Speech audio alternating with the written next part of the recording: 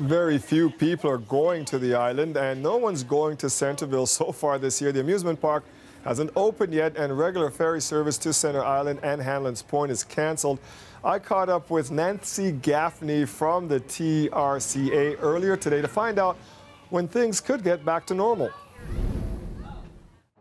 While it looks very beautiful and picturesque over there right now, it's not situation normal over on the Toronto Islands. There's a lot of flooding that's occurring because the water level continues to rise as we expected. Some of the island areas are breached and water is coming in. There's nothing we can do to stop that. So we do have about a foot of water on some parts of the islands. There's a road in particular that has fish swimming down it right now. Some trout going down? Some carp, as a matter of fact. They're pretty big.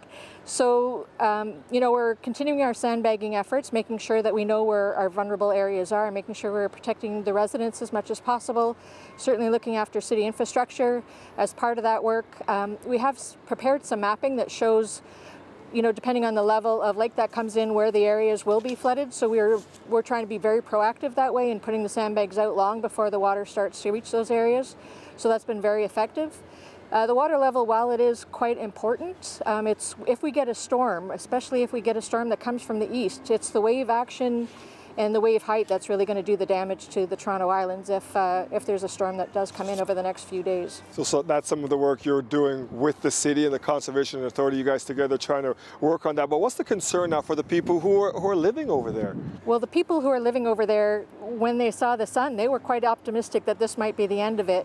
But they are continuing to work with the city and the TRCA to pump as many houses as possible, keep, again, all the infrastructure from flooding, and making sure that they can continue with the power and everything else. So that's the priority.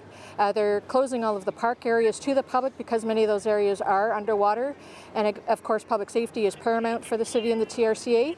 So we're making sure that those areas are well covered. The hope for them is that things will get back to normal sooner than later. Any idea, any kind of timeline for the people? Well, we do expect that the water level will continue to rise. We expect about 7 to 10 centimeters over the next couple of weeks, so there's no sign of it starting to recede at all. It will continue, the water will continue to come into Toronto Islands regardless of our sandbagging efforts. So parks will be closed, so the season will be delayed substantially, and even when the water does start to recede, it's going to take months to start going down. So we anticipate that the lake level will be very high throughout the summer, even though it will be receding. For those of us who love going over there, I mean, I'm over there in the summertime with my kids. What's that going to mean for us this summer? Well, the TRCA and the city will work very hard to make sure that that water gets out of the Toronto Islands as quick as possible. We'll work on the areas that need repair prior to the public coming back in, and the city will work to getting those park areas open as quickly as possible because they know how valuable the Toronto Islands are for people and how much they enjoy going there. Thanks for your time, Nancy. My pleasure. Thank you.